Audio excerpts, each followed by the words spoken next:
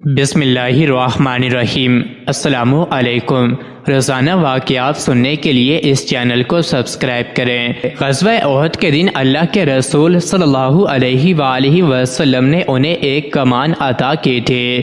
جب مسلمان کے پاؤں اکھڑے تو یہ نبی کریم صلی اللہ علیہ وآلہ وسلم کے سامنے ڈٹ کر کھڑے ہوئے اور دشمنوں پر اس کمان سے تیر چلانے لگے۔ انہوں نے اس روز اس کمان سے اتنے تیر چلائے کہ وہ تیر چلانے کے قابل نہ رہے، پھر بھی یہ برابر آپ صلی اللہ علیہ وآلہ وسلم کا بچاؤ کرتے رہے۔ جب مشرکوں کی طرف سے کوئی تیر یا پتھر آتا تو یہ خود کو سامنے کر دیتے۔ ایسے میں ایک تیر ان کی آنکھ میں لگا، ان کی آنکھ کا ڈیلا باہر نکل کر ہتھیلی پر آ گرا۔ انہوں نے اسی حالت میں ڈیلا نبی کریم صلی اللہ علیہ وسلم کے سامنے کر دیا۔ ان کی حالت دیکھ کر رسول کریم صلی اللہ علیہ وآلہ وسلم کی آنکھوں سے آنسو جاری ہو گئے۔ آپ نے اس موقع پر فرمایا، اے اللہ، قتادہ نے تیرے نبی کا بچاؤ اپنا چہرہ سامنے کر کے کیا ہے تو اس کی آنکھ کو اچھا کر دے اور اس کی نظر کو تیز کر دے۔ یہ فرما کر اس ڈیلے کو اٹھا کر آپ صلی اللہ علیہ وسلم نے اس کی جگہ پر رکھ دیا۔ اللہ کی قدرت کی آنکھ بالکل درست ہو گئی، بلکہ پہلے کی نسبت زیادہ روشن ہو گئی اور زندگی بھر اس میں کوئی تکلیف نہ ہوئی۔ مدینہ منورہ میں ایک رات آسمان پر گہرے بادل چھا گئے، ہر سو تاریکی ہو گئی۔ نبی کریم صلی اللہ علیہ وآلہ وسلم نماز کے لیے نکلے تو ہر طرف اندھیرا تھا۔ اس طریقے کے عالم میں لوگوں نے گھروں میں ہی نماز ادا کر لی تھی، لیکن مسجد کے ایک کونے میں ایک صاحب موجود تھے۔ بجلی چمکی تو رسول اللہ صلی اللہ علیہ وآلہ وسلم نے انہیں دیکھ لیا اور فرمایا، قتادہ کیا تم ہو؟ انہوں نے فوراً عرض کیا، جی یا رسول اللہ، میں نے سوچا اس طریقے میں جبکہ ہاتھ کو ہاتھ دکھائی نہیں دے رہا، بہت کم لوگ نماز کے لیے مسجد میں آئیں گے، لہٰذا ہمت کر کے چلا آیا۔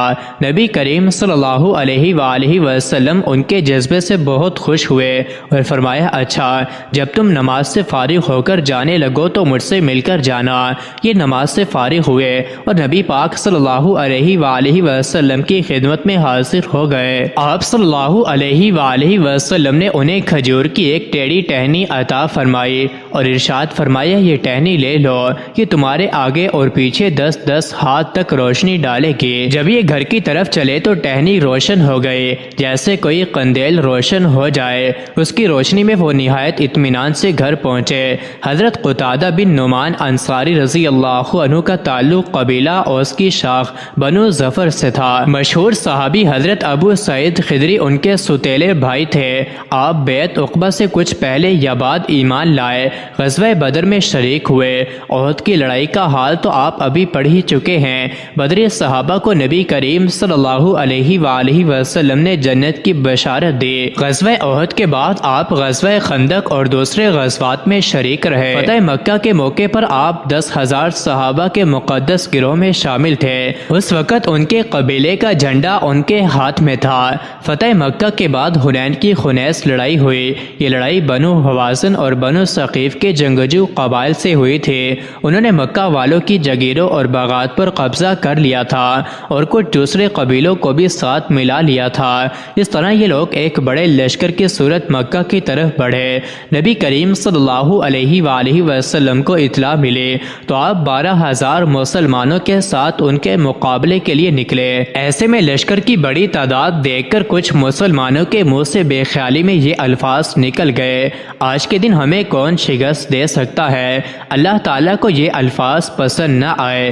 چنانچہ جو ہی اسلامی لشکر حنین کی وادی میں داخل ہوا، وادی کے دونوں طرف چھپے ہوئے دشمنوں نے ان پر تیروں کی بارش کر دی۔